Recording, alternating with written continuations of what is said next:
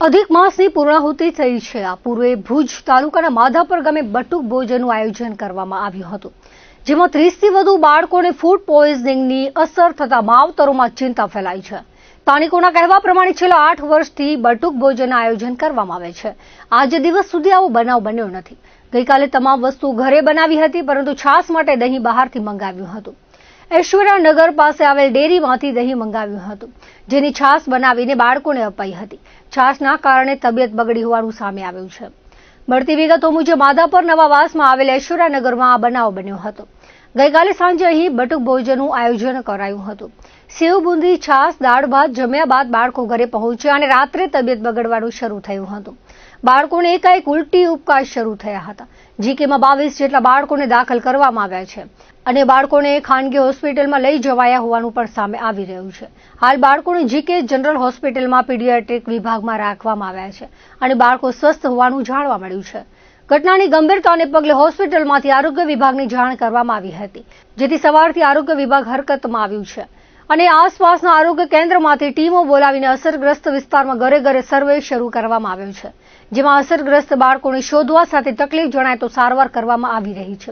તેમજ ફૂડ વિભાગની ટીમે જે જગ્યાએથી દહીં લીધું હતું તે ડેરીમાંથી નમૂના લીધા હોવાનું જાણવા મળ્યું છે। હોસ્પિટલમાં હાજર વાલીઓએ છાશના કારણે બાળકોની તબિયત ખરાબ થઈ હોવાનું એકી સુરે જણાવ્યું હતું। આ ઘટનાએ સમગ્ર માધાપર પંથકમાં વાલીઓમાં ઉચાટ ફેલાવ્યો છે।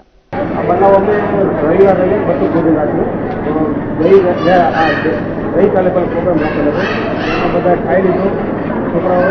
પછી 10-11 વાગે પહેલાં એકાદા છોકરા જવાનું છે, એના પછી 12-12:30 પછી એટલા બધા કેસ આવ્યા કે 40-50 જણાના બધાના ફોન આવ્યા ઘરેથી કે મારા પિતાનો વોમિટ છે, મારા વોમિટ છે। એ પછી રાતના અમે આવી રીતે બધાને એડમિટ કર્યા છે, એને બધાની પોતાની ગાડી વ્યવસ્થા કોઈ અમારે સોસાયટીના બધા સભ્યો તરફથી આજે હું કરું, કાલે બીજું કરો, એ કાયમી અમે એકબીજા જાતા હોય એટલે પછી બોલીને અમે દાદા ત્યાં જ બનાવી તમારી રીતે દહીં બાર રીતે લીધું છે ઘરેથી બનાવી થઈ છે એમાં, કારણ કે આમ તો બધું ભોજન અમે છેલ્લા 8 વર્ષથી કરી છે, જ્યાં પહેલું બનાવવું છે લગભગ બધી વસ્તુ અમારી પોતાની બનાવેલી હોય છે। ક્યારેક છાશ દહીંને લેવાનું, મિશ્રણ લેવાની હોય, પણ અત્યારે કાલે જે બનાવેલું હતું એમાં પણ 4-5 અમારા પોતાના જ બનાવેલા છે। સેવ બુંદી બહારેથી લીધેલી છે અને છાશ બહારેથી લીધેલી છે, દહીં જે લે એના માટે ખબર। તો અમને દહીંમાં ડાઉટ એટલે છે, કારણ કે દહીં ખાલી જે લોકો કાલે છોકરા જમ્યા નથી અને ખાલી જે લોકો છાશ પીધી છે ને એ લોકોને પણ એ જ વોમિટની અસર થઈ ગઈ છે, ફૂડ પોઈઝન થઈ ગયું છે।